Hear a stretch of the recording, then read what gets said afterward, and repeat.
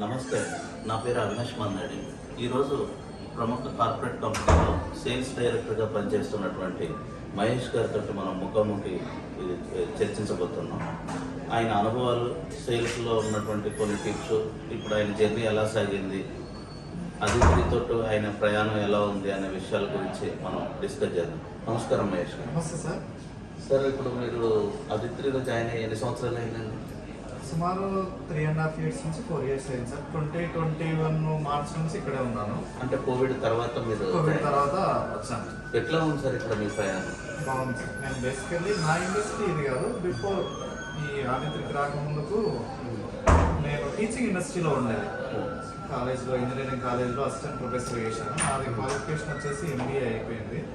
After that corona తర్వాత teaching industry uncertainty అని చెప్పి ఈ ఫీల్డ్కి రావడం జరిగింది.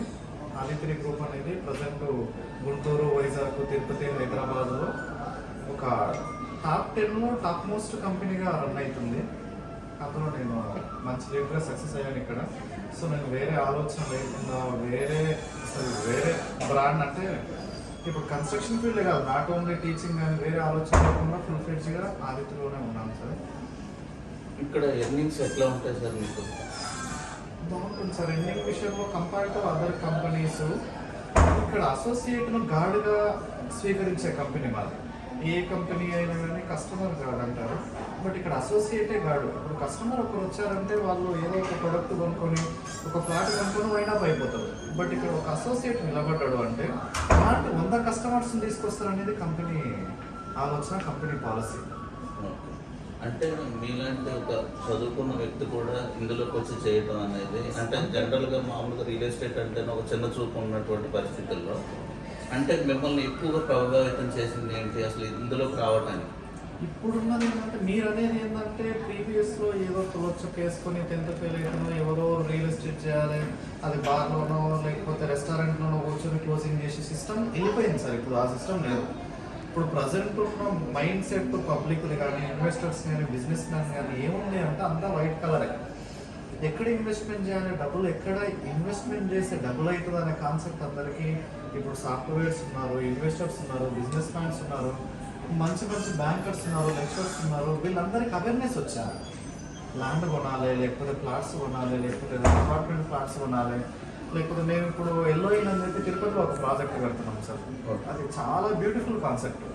ఒక 44 lakhs ఇన్వెస్ట్మెంట్ చేస్తే కస్టమర్కి ఎవ్రీ మంత్ 30,000 రెంట్ రూపంలో వస్తుంది. ఈవెన్లో కన్స్ట్రక్షన్ టైంలో కూడా 50% ఆఫ్ రెంట్ ఇస్తున్నాం, 15,000. అంటే ఒక 44 lakhs ఇన్వెస్ట్మెంట్ చేస్తే రెంట్ వచ్చే 30,000 ప్రాపర్టీ లేదు సార్.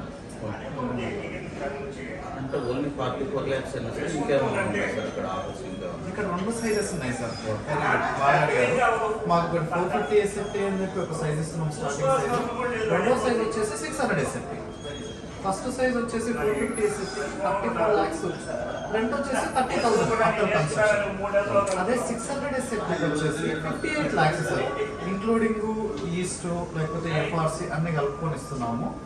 అండ్ 58 lakhs ఇన్వెస్ట్మెంట్ చేసిన వాళ్ళకు 40,000 రెంట్ రూపంలో ఇస్తున్నాము. కన్స్ట్రక్షన్ పీరియడ్లో 50%.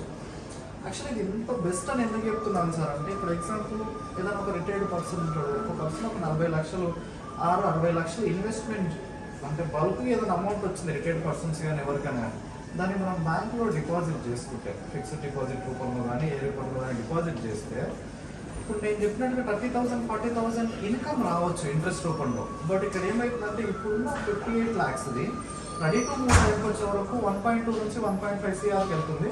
At the same time return on investment వస్తుంది రెంట్ రూపంలో.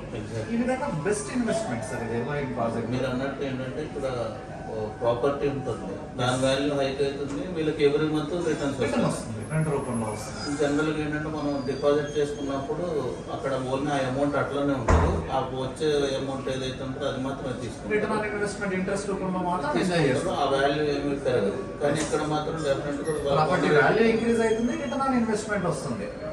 Best deal. ఎవరైనా కస్టమర్ కానీ ఇన్వెస్ట్మెంట్ కానీ తీసుకుంటే బెస్ట్ డీల్ సార్. చాలా మంచి విషయాలు చర్చించినందుకు ధన్యవాదాలు. Thank you sir.